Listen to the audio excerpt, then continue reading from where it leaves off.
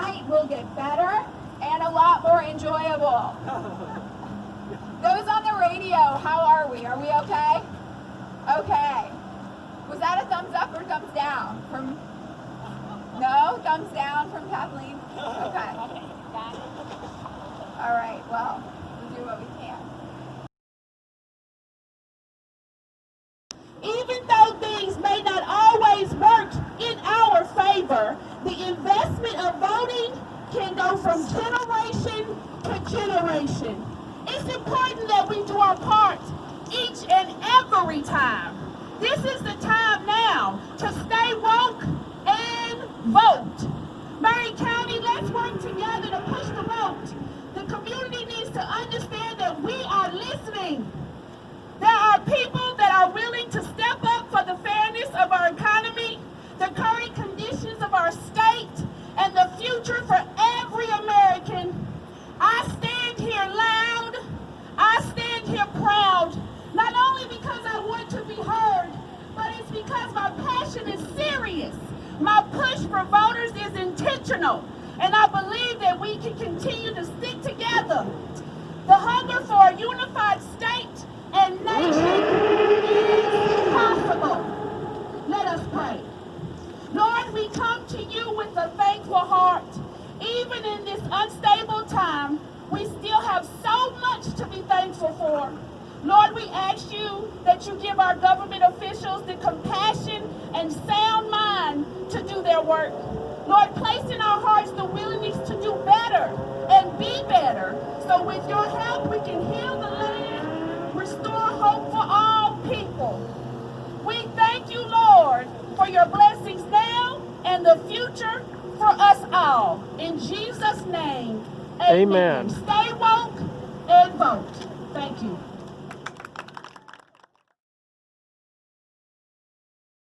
I'm not sure if I want to use this or not. I think I'm probably better off without it. People in the cars over here can't hear. All right. I'm going to do both. I'm going to yell into the microphone. You know, it's been a difficult week, and so I have to start by acknowledging the murder of George Floyd and the systemic racism that got us to this point. We can do better, we must do better, and we need leaders who will say that Black lives do matter so that we can begin to heal these wounds. Now, growing up in Chattanooga and then being stationed at Fort Campbell and later working in Nashville, it's become clear to me that Tennesseans are hardworking people who will make better lives for their families if we're given the chance. But for too long, Washington, D.C. has pushed down policies that make it harder for us, that hold us back. We lead the nation in rural hospital closures per person. We have an opioid epidemic that is ravaging our communities, and there's no national solution. People aren't even talking about it. And this trade war hurts our economy more than any other state, and this continued economic uncertainty only makes matters worse. Add in COVID-19, and we have the perfect storm.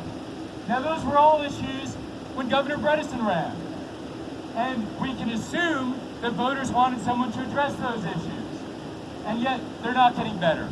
They're not being fixed. I was very proud to support Governor Bredesen, as I know many of you were, and I'm sometimes surprised by how shocked people are when I remind them he got 44% of the vote. That means we need 6 points more in a presidential year when voter turnout is going to be at high tide. That means that the results in this open seat U.S. Senate election can be so different as long as we are all prepared to seize the issue. Now, throughout my life, I've chosen service. After we were attacked on 9/11, I left my law practice. I joined the Army. I got an age waiver to go to flight school, and I flew Black Hawk helicopters in Iraq. When I returned from Iraq, I saw the problems of military sexual assault, problems that persist. So I joined the JAG Corps to tackle those difficult issues, to represent the survivors of military sexual assault. When I left the Army, I joined a law firm, but I made sure that I always spent time working for the Federal Public Defender's Office, because we know that our criminal justice system is broken and unjust, and people caught in that system need good representation, and we need to reform that system. y'all could please give her a very warm welcome for Miss Robin Hayes.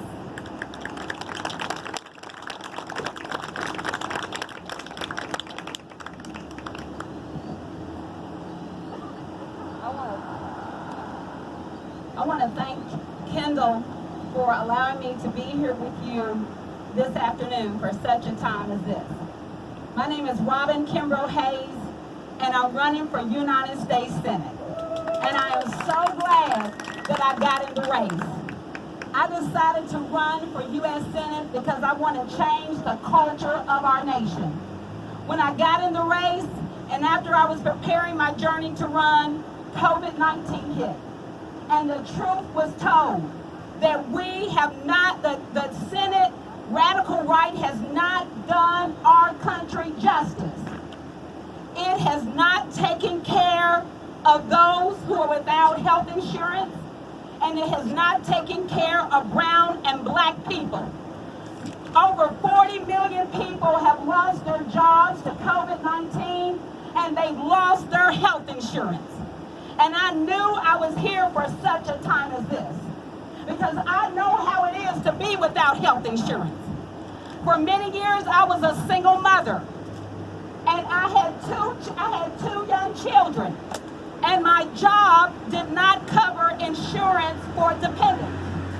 So I had to be without health insurance, and my son is on a special medication, and I had to pay $275 out of pocket for my son's medication. I eventually had to shop out and pay out of pocket for premiums.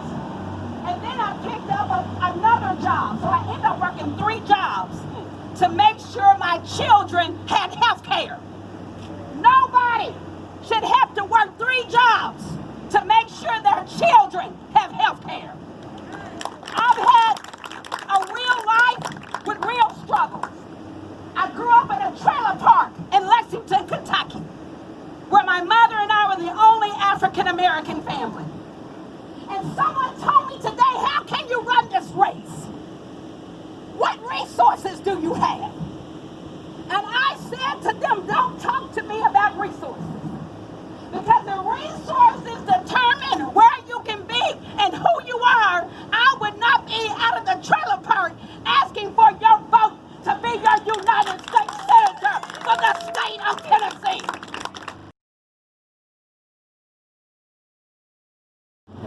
Well, about 1,207 of you voted for me about 2 years ago, and I think tonight I'm going to earn everyone else. I'm going to earn everyone else's vote here. I have a question for you. Are you sick of losing elections? Yeah.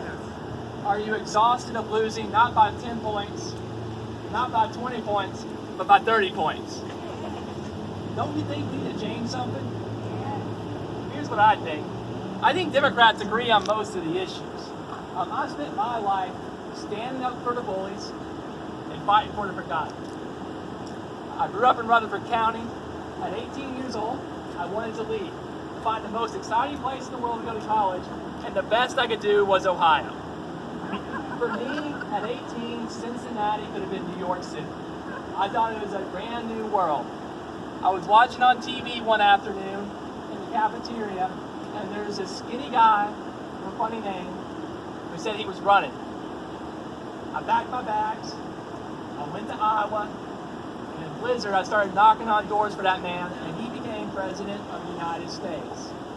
After college, I went to go work for him on the White House and in the campaign trail, and later, in service of my faith, I worked as a nonprofit executive in the intersection of faith and politics. Let me tell you something.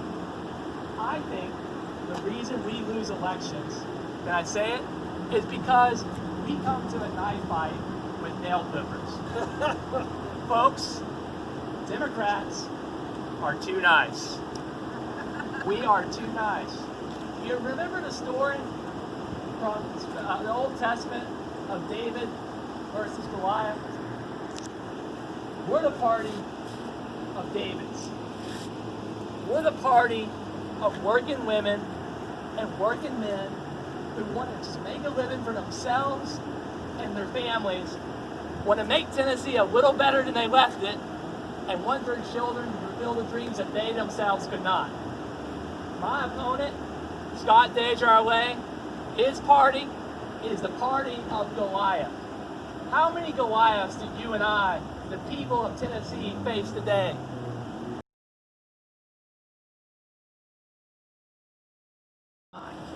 So I do hope you guys will check out noelleforten.com. You can find me on Facebook, Noelle Bivens for Congress. My DMs are open. I'm on Twitter too, at noelleforten. I will let y'all know I have a reputation with us. I got a bit of a salty mouth because, to quote one of my favorite guys, I don't tolerate bullshit very well, and I will call people out on it. And I will not get words about it either. So definitely check it out. Hook up with me. Let me know what's on your mind. My DMs are always open. There's contact information there on my website. I want to hear from you. I want to hear what your concerns are. I know the general broad terms, but tell me what's going on here in Maury County. Tell me how I can help you to deal with the local problems that you have here. I'm not here to tell you what you need from me. You're here to tell me what you need from me. So thank you guys for your time. Thank you for coming out. I love that we managed to find a way to do this despite everything. Thank you so much for setting this up.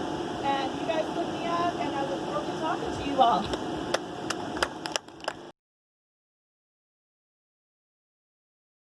I'm running against Michael Curcio. He's not doing anything for anybody. He wants to run out, dodge a second for a motion. I'm just here, I'm just an average guy. It's hard to follow Robin, she tells it all a really good story. I'm not much of a talker. I do live in a double wide right now.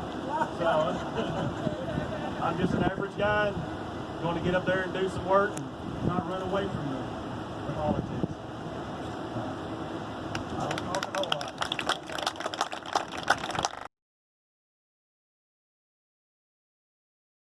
So I said, well, I'm going to get out there and we'll get our message out. You know, we need to, as a Democratic Party, like we've been talking about, we need to mobilize, organize, and we need to vote, you know? So there's some things, I wasn't going to let that man run unopposed, you know? What are we going to do? Let any GOP guy run unopposed like we giving up and rolling over?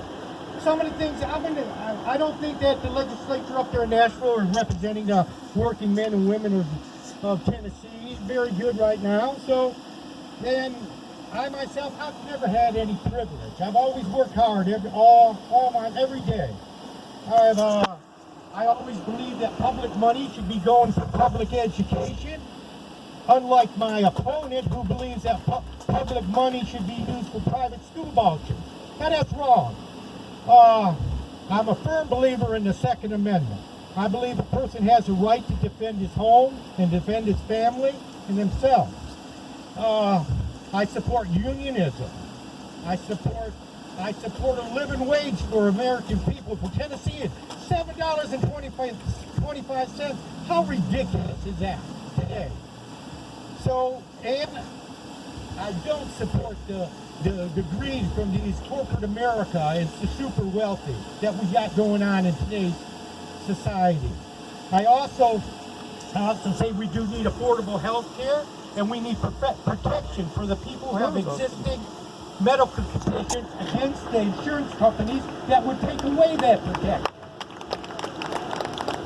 We need it right here in this community. We need greenways, we need pathways, walk paths, we need bike trails. We need that kind of thing. That's not only good for people, that's good for their health, you know? And it's obvious today how our criminal justice system needs reform. We've had that reform in place until the most indecent son of a politician in the modern era took over. We had the reforms in place, and he got rid of every single one of them. That are working really well and producing the correct results, because that's what the kids need. They don't need to come in there and just be told how to learn, how to memorize, because that's not how you do school. You go in by learning through any kind of things. Offer more programs after school. Make children feel more included. If you can do it, then that's something you should definitely look at doing. thought that we would be better served by having an interim superintendent and having a chance to find some other candidates. I don't know what the board is going to do. I think it's likely because of the pandemic crisis, they will pick one of those three people, and that's who we'll be working with going forward. They're all good people. I'm sure that the board and they will work together to help our schools improve, but I hope that you will see fit to put me on the school board. I know it was kind of a last-second deal. I appreciate some of you signed my petition the last day, and some other people helped get things taken care of, but I really appreciate y'all. I like Austin. I'm a good listener. I like to talk to Donna and Larry. You know, one of the things that is most important about being on the school board is remembering who you're working for.